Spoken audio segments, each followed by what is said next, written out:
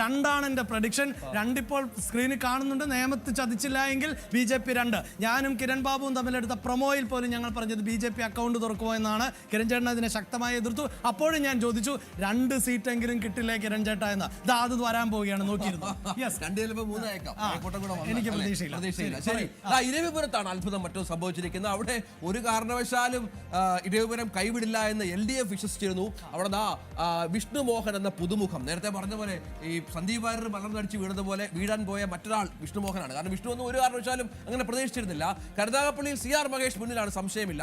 മറ്റ് പല വിവരങ്ങളും പുറത്തു വരുന്ന ഈ 2 സ്ഥലങ്ങൾ നേരത്തെ പറഞ്ഞ പോലെ മണലൂരിലും ഒപ്പം അഴീക്കോടും ഇഞ്ചോടിഞ്ച് പോരാട്ടം നടക്കുന്നു. കഴക്കൂട്ടത്തും സമാനമായി തന്നെ വലിയ വോട്ടുകളുടെ വ്യത്യാസമില്ല. കടകംപള്ളി സുരേന്ദ്രനും മുരളീധരനും തമ്മിൽ എന്ന് മനസ്സിലാക്കണം. കരുനാഗപ്പള്ളിയിൽ CR മഹേഷിന്റെ ഭൂരിപക്ഷം 25,000 കടന്നു. 25,866 CR മഹേഷ്. ഷിബു ബേബി ജോൺ ചവറയിൽ 18,573 വോട്ടുകൾക്ക് വിജയിച്ചിരിക്കുന്നു. വളരെ പ്രധാനപ്പെട്ട ഒന്നാണ്.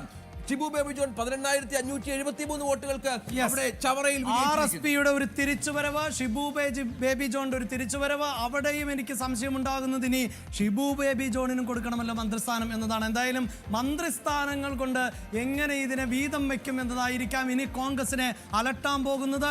എല്ലാ ഘടകകക്ഷി നേതാക്കളും ഘടകകക്ഷികളും മിന്നുന്ന വിജയം നേടിയാണ് 23,377 വോട്ടുകൾക്ക് ഹരിപ്പാട് ജയിച്ചു.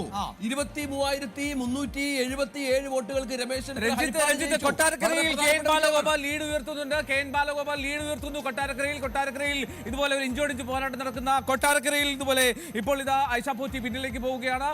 KN ബാലഗോപാൽ ലീഡ് ഉയർത്തുകയാണ്. മാത്രമല്ല നേമത്തും കഴക്കൂട്ടത്തും ഒരു ത്രികോണ മത്സരം നടക്കുന്ന ഈ 2 മണ്ഡലങ്ങളിലും വാശിയേറിയ പോരാട്ടമാണ് നടക്കുന്നത്.